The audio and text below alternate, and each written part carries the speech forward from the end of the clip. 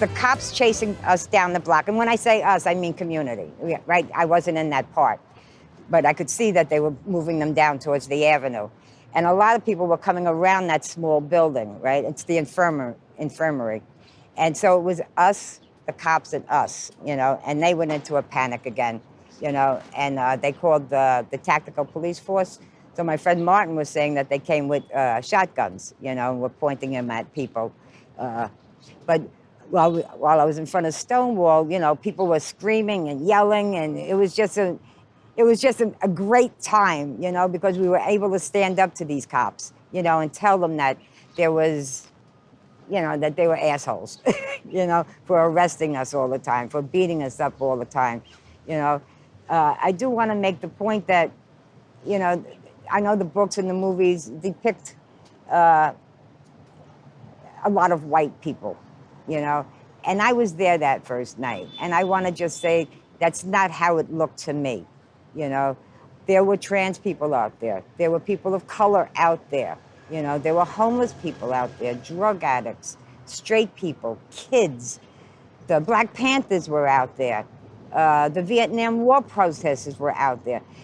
Everybody was out there, and every shade of people were out there. So don't let the movies and the books fool you. We were all out here together. And, I say that for that one moment in time, even though, a lot of us that were here didn't get along with each other, different factions of us. For that one moment in time, we came together to tell the police, stop it.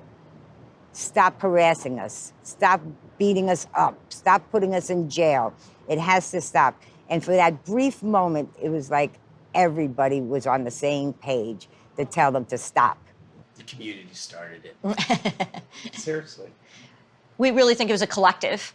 And we've been lucky enough to talk to historians, and we've talked to people, Stonewall veterans, and people that were there. And from what we've heard, it was kind of like it was Black trans women of color, it was LGBTQ homeless youth, it was white gay men, it was lesbians. It really was a collective. It was straight allies who poured into the street. It really was everyone who started the riots. What we do know is that the night that the police came in and arrested people, that they had to barricade themselves in the bar here, because outside Sheraton Square was a very, very heavy populated gay community. So people heard things were going on at the Stonewall. They're looking out their window and they're seeing, oh, so they all came down. And before you knew it, there was like 1,000 people out here rioting or fighting back or, protecting the community. And the cops had to barricade themselves inside here. As far as we know, there was only one death. A taxi driver was in their car, and reportedly some protesters, rioters were jumping on the car, which then they believe gave that person a heart attack. Some organizations like the Mattachine Society, which were a little bit more conservative, they wanted basically to try to be like, oh, we're just like everybody else, like we fit in, look how like respectable we are.